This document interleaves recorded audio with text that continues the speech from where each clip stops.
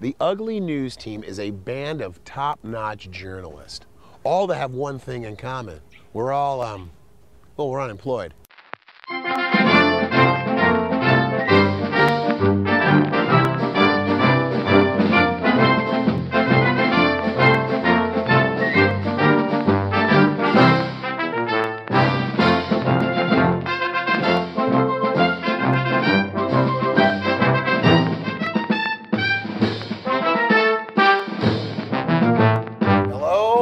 Welcome to week 3 with the San Diego Community News Group and a week in review with the Ugly News Team, brought to you by the fine folks at Computer Please. Computer Please. Computer Camera. Pacific Nissan on Highway 5 in Mission Bay Drive in Pacific Beach. Also this week we have a new sponsor, Click Elite. Click Elite for all your photography needs in a bag. It's amazing stuff. Their big claim to fame is on a Monday Night Football sometime this week. They have all types of different types of bags, but one of their bags actually made it on some guy got injured. I don't remember the game, I don't remember the player, but I remember the bag. Click Elite. Check them out at clickelite.com. Also, Pacific Nissan on Highway 5 in Mission Bay Drive is having a humongous tent sale this weekend at the Home Depot right there off the 805 freeway at 950 Dentry Road, San Diego, California. For more information, give them a call at 858-581-3200. Interesting thing, tent sales. What are they? Why are they having it? Well, apparently what happened was at the end of the calendar year, Pacific Nissan set some records and sold some of the, I don't know, they sold almost 1,000 new cars in a 2-week span. What that means to you, the buyer, is that they have so many pre-owned vehicles that they don't have room for them. So they're having a special sale for you, the public. Come on down, take a look at the cars, think you'll have a nice time. Let's say you're like, I don't really want to go to a sale, I have to go to Walmart. No problem. It's right in the Walmart parking lot. Well, I really don't like Walmart. I want to remodel my kitchen. No problem. Across the street from the Home Depot. The money that you save on this car, you could probably remodel your kitchen, depending on your taste and needs. All right, let's go to camera 1. People go on vacation. San Diego, California is also known to me as the Hawaii of the mainland. And how is that possible? Well, geographically speaking, north of us is Camp Pendleton.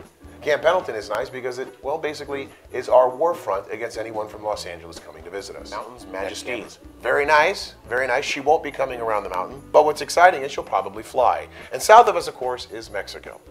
But why do people come to San Diego, California? It's to see our beaches. And this week at the Beach and Bay Press, the La Jolla Village Light, there was a ranking of some of the cleanest and dirtiest beaches in San Diego County. Slide 1, please. Environmental group names cleanest and trashiest beaches in San Diego. Back to me. Apparently, La Jolla has the cleanest beach. Apparently, Ocean Beach has the dirtiest beach. What's the lesson? For those that you like and want to come back to San Diego, please take them to La Jolla. If you want them to leave quickly, please take them to Ocean Beach. Camera 2. As you can see, that there's basically what they were saying is that there's a lot of trash. They got cigarette butts. Not for me, of course, because I'm a responsible smoker. You got plastic bags. You got some other nonsense. Slide 4 there. That's the one I want. As you can see, if you want to get involved with the Surf Rider Foundations to help keep your beaches clean, this February 25th, because, oh, actually, this January 28th, Ocean Beach Pier. Also, you can put on your calendar February 25th. But here's the thing, at the end of the year, for Thanksgiving, go down to Ocean Beach Jetty and help clean that beach, and let's make it the cleanest beach of all San Diego County. Let's go. Goals and dreams. I have goals and dreams. My dream is that I have a coherent thought on this station. I also have a co-host with me that's currently on vacation. And that I can win friends and influence people. By the way, these are some of the books that I don't read. But last night I had a dream about the movie that I made, and it actually frightened me a little bit because it was coming real. And the thing in my dream was that I actually needed to get funding. So my friend Chad decided, let's rob his parents, and his parents would be able to pay for their house by the insurance money. Needless to say, in the dream, we all went to jail, and I was woken by my dog barking. I don't know how it ended, because the dog barked. You ever hate that when someone you're dreaming and the alarm clock goes off and your dog barks? It's my dream that that doesn't happen anymore. All right, that's nice. Speaking of dreams, back over here. Hey, Monkey, how you doing? So what do you think? Do you think are you having fun yet? Yes. Yeah, San Diego Community News Group. All right, back to pretty much ran through the whole script pretty quick. Let's go to slide Michael Whedon. Michael Whedon, as reported by the Beach and Bay Press, stands next to a warm spring. Basically, he's an artist, and and that's his house, and he paints it, and it's nice, and he makes his dreams into real realities on canvas. It's amazing. Okay, back to, hey, I think we have a special guest coming in. Do not want Chip to come in. Yes, I would love Chip to come in. Is he here? Oh, good. I think the cavalry's here, ladies and gentlemen, and I think we're going to talk about some real politics. We just talked about some local news. Speaking of more, why don't we go back to the little slide? What happened to my slides? Let's go back to the fine folks at Pacific Nissan. I'm Ron Houston. I'm the general manager at Pacific Nissan. I want to thank you for giving us the opportunity to earn your business. You know, I know that you can't do business with everybody all the time, but I'd like to know if we've done something right or if we've done something wrong. So if you can and would take the time, I'd appreciate if you'd give me a jingle at 858-581-3200 so that I can let people know what kind of a job we're doing. Remember, that's Pacific Nissan, Highway 5 on Mission Bay Drive. Heard it, heard it, heard it, heard it. Booty, rum, rum.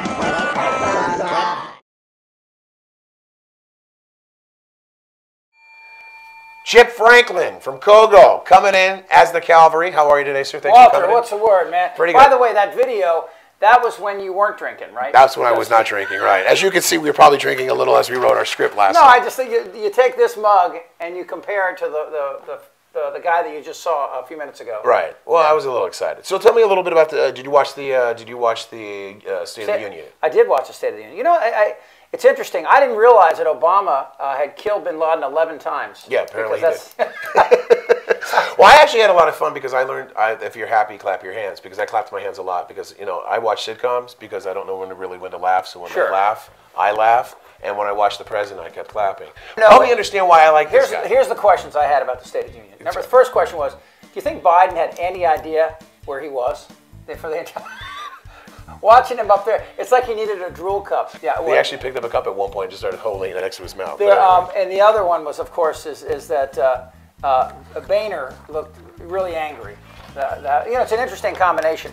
I watched the State of the Union, and I listened to the president, and you're talking about the issues that deal with everything from TSA to the ability to detain Americans who've decided to, start their own jihad against this country, to some extent. But I mean, on that serious note, you have a real problem. I mean, you had Lincoln back during the Civil War suspend habeas corpus, which is the ability to hold people without charging. That's correct. Which is unconstitutional. You can't do that. No, you can't do that. But on the other hand, you do have a war now without uniforms against people waging war against the United States. And in my opinion, if you attack the United States and you attack them, especially from overseas, if you attack, then you forfeit your ability to be treated as a U.S. citizen because you've engaged in an act of war against Americans.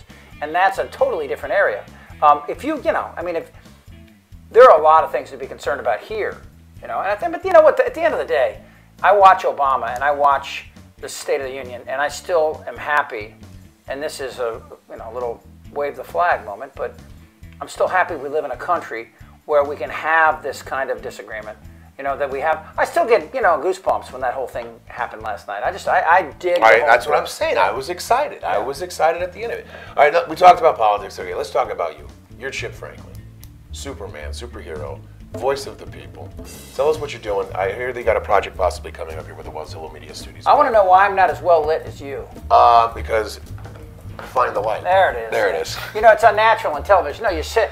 People don't get that in TV. Come over here. Right. You're supposed to sit really close together, and it looks nice. It looks nice on TV, but here, he's getting excited. And that's unnatural. Unnatural. Well, it's natural behavior. But anyway, so tell us a little bit about the projects that you're working on.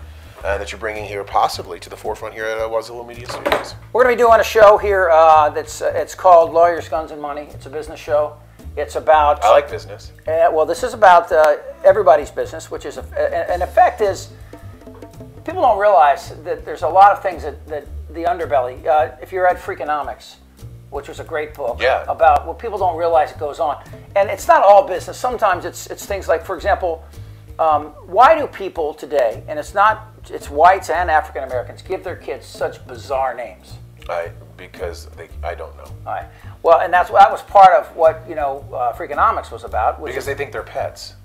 Well, you're not far from that. I know that. The reason they give their kids you should see how my sister dresses her kids. Is most they have little leashes. You won't find people in La Jolla naming their kid Deshaun.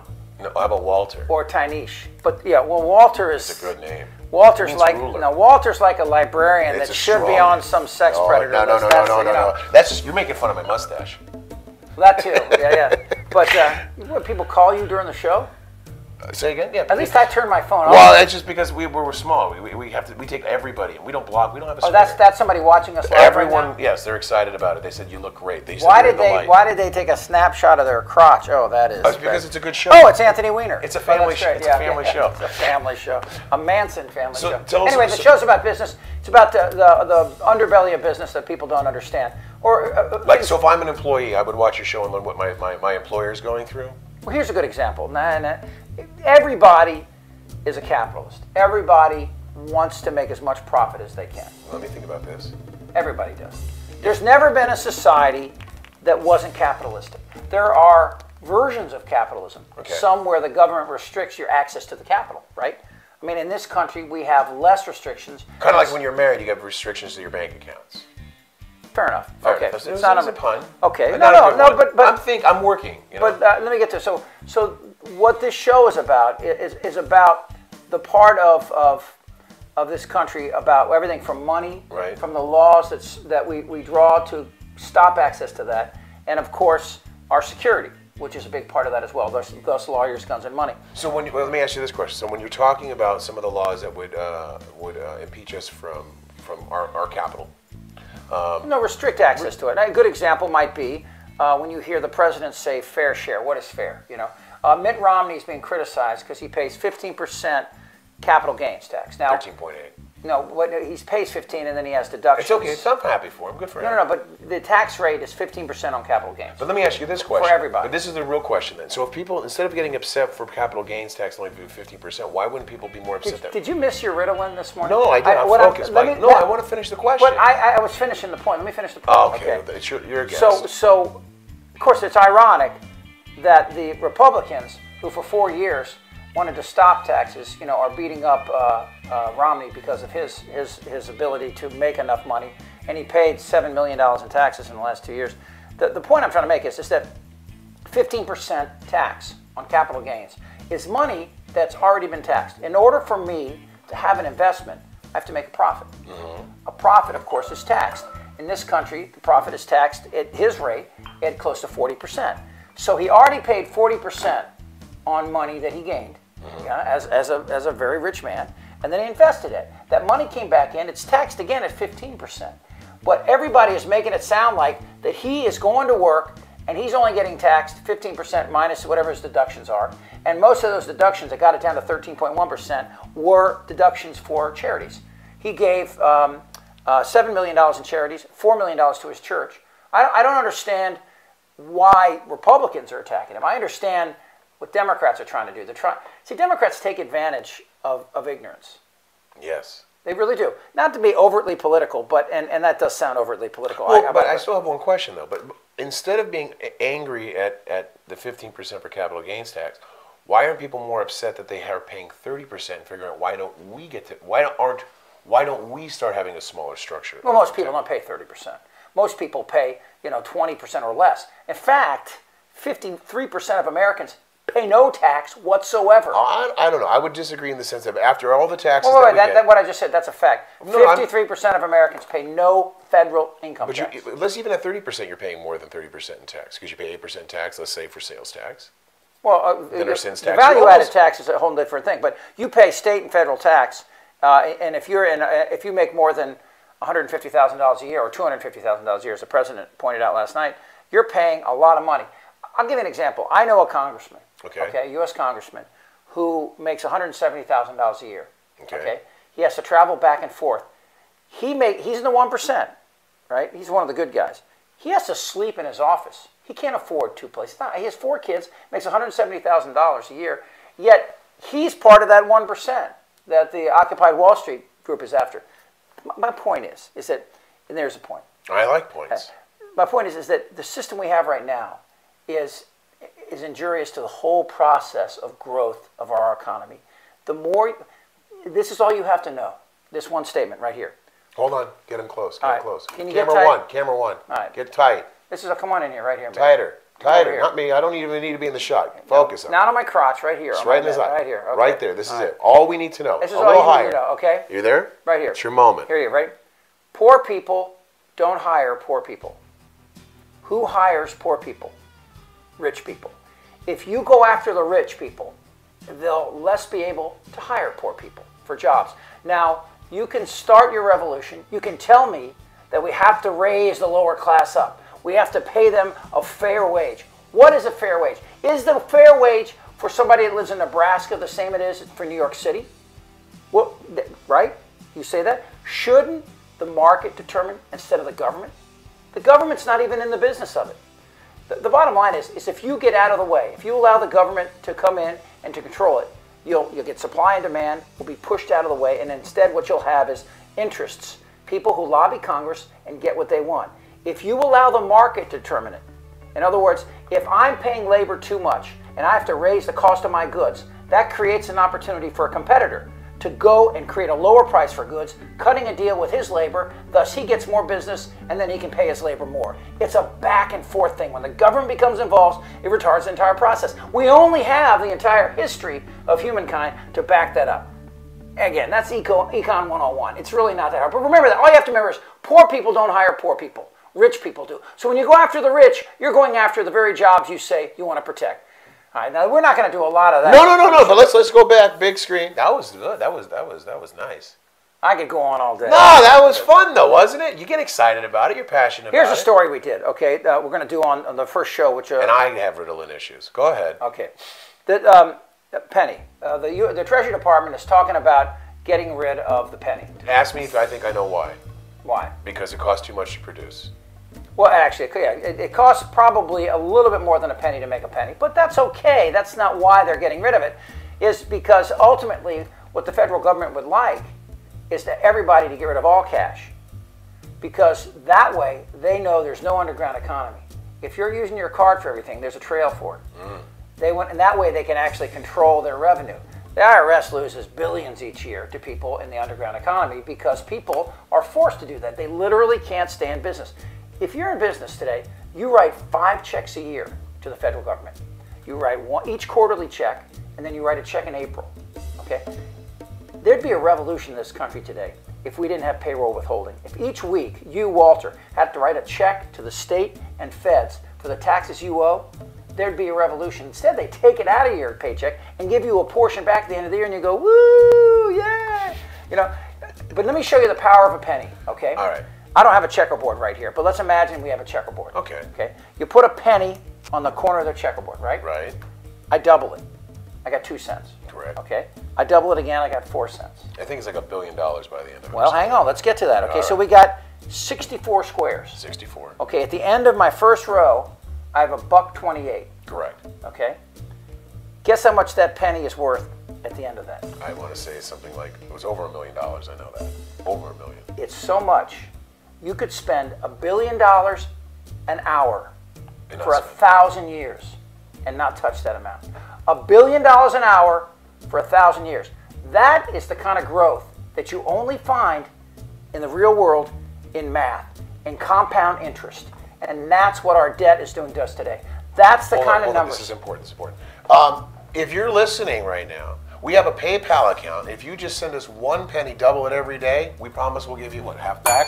There you go. There you go. Back to you, sir. Well, that goes back to Egyptian times. I forget the story where somebody was trying to cut a deal with a king, and the king said, Yeah, and they beheaded him. Yeah. He wanted the rice. It was for Yeah, the it rice. was for the rice. Double the rice. Yeah. So anyway, so there's a lot there that people don't understand about business. So my point is, though, what about the penny? So do you think, my question to you then is, do you think cash is important for the United Well, yeah, States? that's a different thing. Yeah, I believe that you got to have a legal tender because otherwise, again, with legal tender, negotiating with legal tender is much different than you and I sitting around negotiating with a piece of paper. That's how most people negotiate. They go into a market and they say, I'll give you $10 for that, and they have, they have $15 in their pocket. It's like the old blues song. I just bet 50 with 20 in my pocket. Right. There's something about cash and Cash legal is king. tender. Well, it does. It really helps. I mean, if you go around and negotiate anywhere in town, if you're buying antiques or anything, how important it is to have cash. But that Visa commercial where everybody's paying with their Visa card and the guy pulls out cash and the whole line stops and they look at him like he's a sinner. Yeah, he's like a syphilitic pariah or something, right? It's like, wait a second, this guy has a right to pay in cash. Again, the bottom line is, do you want everything you buy kept on some record somewhere? And I know it's private records, but the government accesses that stuff all the time. Do you really believe you have a website open here? Every time you go to Google and put a search engine, they tell you they don't record that. How do you know? I mean, not to sound conspiratorial, but don't you worry a little bit about that? No, because I'm not running for public office. Come on. I mean, generally speaking, in the very beginning when the internet came out, I was afraid actually to go on the internet, and then I guess you become numb to it. But I don't mean so much that you're going to porn sites or there's nothing wrong. Oh, I mean, yeah, I mean, but what my point is that information, the things you do. Say you want to access, you want to read a story about nuclear energy. Okay. Right. Well, a flag goes off somewhere in DHS, Department of Homeland Security. They say, Walter wants to look at, why does he want to know? Let's look at all his searches and see if we see a pattern. Automatically, your Fourth Amendment rights have been violated. That's correct. And that information, I don't know. But here's the question then. How do you protect yourself? You can always go to the library. Not really. No, you can't. I know, but you cannot get. I understand but if by the time you get in your car and get to the library, I could have found out what you wanted to. I'm not debating that the speed of information coming through to us in the power of it. My statement is though, but if you don't want your Fourth Amendment right violated, you can go to the library. Well, again, libraries have cameras. You have to use you have to use a card. You can read in the library. There's no law that says you have to check out a book. Granted, it's an inconvenience. It's disrespectful. And the library is not going to have half of what is. Oh, of course not. So in other words, if you want to find out, for example, let's say for example. But then, here my question. I'm sorry, and I am interrupt. But how then do I protect myself from the Fourth Amendment to protect myself of my rights? Well, you keep an eye on your government. Okay, that was the real how. Well, for example, I had Duncan Hunter on my show today, the congressman. Okay. Yes, sir. Here, and we talk about this all the time. And there are a lot of people, for example, that wanted the Soledad Cross, and the ACLU and atheists and other people. And I'm a kind of a Pentecostal agnostic myself, right? But I respect the fact that there are people that have a real strong bond with religion, and the cross is an important symbol for them. So we have people saying you can't have a cross at Soledad because it's federal property. You want to go down to Arlington National and rip out all those crosses from those thousands of graves of the men and women? And by the way, under the new law, I think it's called the War Memorial Protection Act, you can put a sign on your grave that says you're an atheist or a Jew or a Muslim or a Wiccan. What it is, it's about freedom of expression. So, I don't really care what your religion is. You should have a right to express it. In fact, that's what the First Amendment's all about. In fact, that's one of the things that Madison was really concerned about. When James Madison was in the Virginia legislature, he fought hard. They wanted to actually have, I want to say it was a Protestant, it was a Lutheran religion, be declared the state religion of Virginia. And he fought hard and fought that and beat that law early on when our country was just coming together because he knew how important it was to have that freedom. And that's one thing. Your government is not some sort of big pillar of concrete. It's people. It's like you and me. So we can go down there and we can make our case. In fact, you send them an email, make a phone call, you scare the crap out of these guys because they think one person emails, one person calls, that's 1,000 people out there that feel that way, and they will respond. But most people are too lazy. They're too busy. Well, Mr. Franklin, maybe they are too lazy, but if information is easy to get, but certain information seems to be, let's say, compacted to make it difficult to get, on your site, do you have the senators of people locally that people can contact to express their complaints? Occasionally. I mean, there are clearinghouses. You don't have to go. If you have a computer right here. Right here, let's go. Go to the computer screen real quick before we wrap the show. Just Google list of congressmen. All right, let's just see how easy it is. I got Chip Franklin here, and he's concerned. I'm concerned. You're concerned because you're still watching. All right, hold on. How hard is it to find? I don't know. We're going to find out. Google right now. Why do you have condoms in your wallet? I'm just kind of curious. But anyway, what do we go? I just put list of U.S. members of Congress. members of Congress, correct? Yeah. Hey, there it is. What did you get? I got a list of them. All right, we'll click that link. See what you got. I'm doing that now. Okay. We got 3 minutes to get this link. All right. Now let's see. It's just that easy. Ed Royce, California. No. Go to members directory right there. Okay, right there. We'll email someone and just say hi. See how easy it is. Again, this is, you caught me off guard here. Well, that's how easy it is. Well, yeah. Again, anything worthwhile is going to take a little bit of time. No, it's there. Is this it? Traditional directory? No. I don't know. Go back. I'm going to go back. Okay. God, I feel like my mother-in-law. What are you doing? How does this work? Is it go through my walls? Here we go. So, put list of U.S. congressmen. You put U.S. right there. You didn't put U.S. I'm sorry. Us. All right. And then hit search. So. I'll hit search. Okay. Staff directory? Does that say, what does it say? Roll call under these then? How to write U.S. members of Congress, right down here, okay? And it's under the 12th Congress directory, right there, 112th Congress directory. All right, and this is the website, and it will tell you, all right, find your elected officials, right there, top link, and then enter your street address or zip code. Put your zip code down there. 92115. There you go. It's just that easy? Yeah. It's You got to put your state and city. They want to be able to help you. Right. But the point is... Let's go back to us. So it's that easy. So within...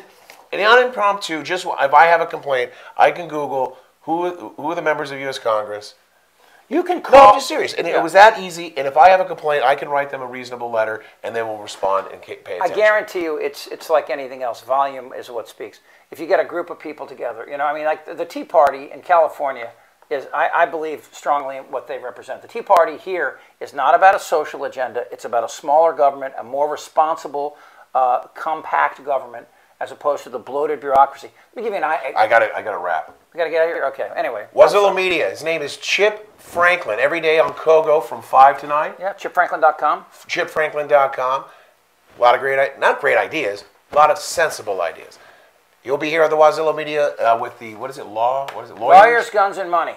Coming soon. Thank you for watching San Diego Community News Group. Don't forget there's the 10th sale there, Pacific Nissan. We'd like to thank our new sponsor, Click Elite.